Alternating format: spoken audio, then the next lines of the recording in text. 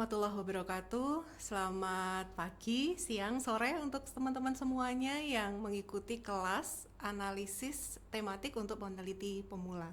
Akan ada kurang lebih 7 pertemuan dalam kelas ini. Hari ini kita akan memulai dengan pertemuan yang pertama. Untuk pertemuan yang pertama ini kita akan membahas tentang bagaimana pengantar untuk memahami analisis data dalam penelitian kualitatif. Dan untuk pertemuan ini kita akan membahas 3 hal, teman-teman semuanya. Yang pertama, kita akan bicara tentang tujuan analisis data dalam penelitian kualitatif. Lalu kemudian kita akan membahas bagaimana proses analisis data kualitatif itu dilakukan secara garis besar, dan kemudian kita akan mengenal ragam teknik analisis data dalam penelitian kualitatif. Jadi sekali lagi pertemuan ini adalah pertemuan pengantar sebelum nantinya kita akan masuk lebih dalam tentang analisis tematik itu sendiri di pertemuan berikutnya. Kita akan mulai dengan poin yang pertama ya teman-teman. Kita akan mengingat kembali mengapa analisis data itu perlu dilakukan, apa tujuannya. Nah, teman-teman tentunya mengingat bahwa ada riset dengan pendekatan kuantitatif dan ada riset dengan pendekatan kualitatif. Nah, ada spesifikasi, ada kekuatan masing-masing penelitian dengan pendekatan yang berbeda tersebut. Di riset kualitatif, tujuan analisis datanya itu setidaknya akan berusaha untuk mendapatkan beberapa hal yang harus kita pegang gitu ya sebelum kita melakukan proses analisisnya. Kita akan lihat satu persatu. Yang pertama, analisis data dalam sebuah riset itu tentunya ditujukan untuk kita bisa mendapatkan jawaban atas pertanyaan penelitian yang kita ajukan gitu ya. Nah, di riset kualitatif hal itu juga menjadi tujuan yang pertama. Nah, tujuan yang pertama ini selalu perlu kita pegang. Kenapa? Karena kalau teman-teman ingat bahwa di riset kualitatif itu data yang akan kita hadapi itu bukan data angka-angka, tetapi data kata-kata yang berisi berbagai macam deskripsi cerita dari subjek atau partisipan penelitian kita. Jadi boleh jadi data yang kita miliki itu begitu kaya, begitu banyak. Kadang-kadang kalau kita beruntung mendapatkan subjek yang sangat talkative, sangat terbuka, karena mungkin juga terbantu oleh pendekatan kita dalam proses mengambil data itu berhasil, maka subjek sangat percaya pada peneliti, lalu kemudian mau menceritakan apapun yang kita berusaha gali gitu. Nah, dalam situasi seperti itu seringkali kita dihadapkan pada tantangan banyak cerita-cerita yang kita rasa penting gitu. Nah, saking banyaknya cerita-cerita yang tampak penting dari perjalanan kehidupan atau pengalaman partisipan penelitian kita, kadang-kadang kita luput atau terlewat untuk mengingat apa sebenarnya yang mau kita cari dalam penelitian itu. Pada banyak peneliti pemula, pada banyak naskah-naskah dari peneliti pemula, seringkali ditemukan peneliti ketika menyampaikan hasil penelitiannya itu ternyata terbawa oleh cerita-cerita yang dibangun oleh partisipan penelitiannya dan lupa akan tujuan penelitiannya sebelumnya begitu, sehingga seringkali ditemukan antara pertanyaan penelitian dengan jawaban yang kemudian dihadirkan di bab hasil dan pembahasan itu tidak sinkron. Nah, sekali lagi karena itulah maka kita harus selalu ingat kalau kita akan menganalisis data, maka yang harus selalu diingat adalah analisis itu berusaha untuk menjawab pertanyaan. Sehingga nanti kuncinya adalah penting bagi peneliti kualitatif yang akan melakukan proses analisis data untuk selalu ingat apa yang dia tanyakan dalam penelitiannya. Poin yang kedua adalah di dalam analisis data kualitatif kita mengejar sebuah hasil analisis yang sifatnya deskriptif dan koheren.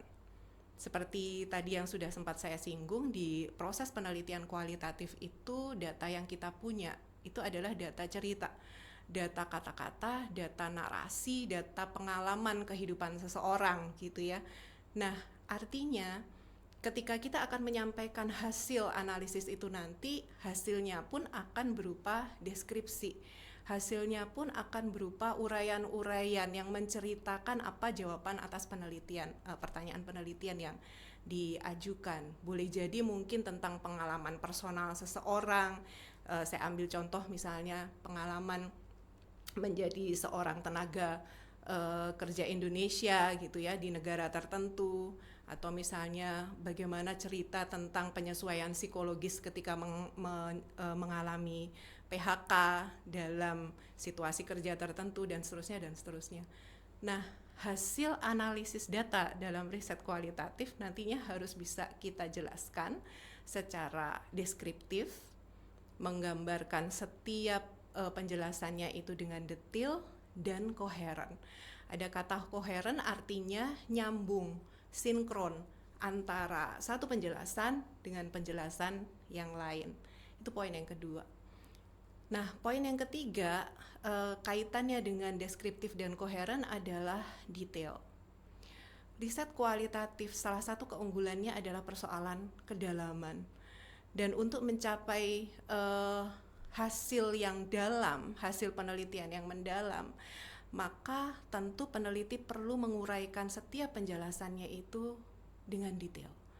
Nah, detail itulah yang nantinya akan menjadi target dalam proses kita melakukan analisis. Kita tidak hanya sekedar mencari gambaran umum dari kondisi subjek kita, tetapi kita akan mencari dan kemudian menghadirkan penjelasan-penjelasan yang terperinci dari apa yang kita temukan. Nah, yang keempat, detail dan in-depth. Tadi saya sudah singgung sebelumnya, ada kata mendalam di situ. Jadi detail, terperinci, dan kemudian menjelaskan sampai ke akar-akarnya. Biasanya kalau di proses analisis data kualitatif, in-depth ini akan dilakukan atau dikejar itu dengan selama proses melakukan analisis, peneliti akan berulang mempertanyakan atau menggunakan kata tanya mengapa.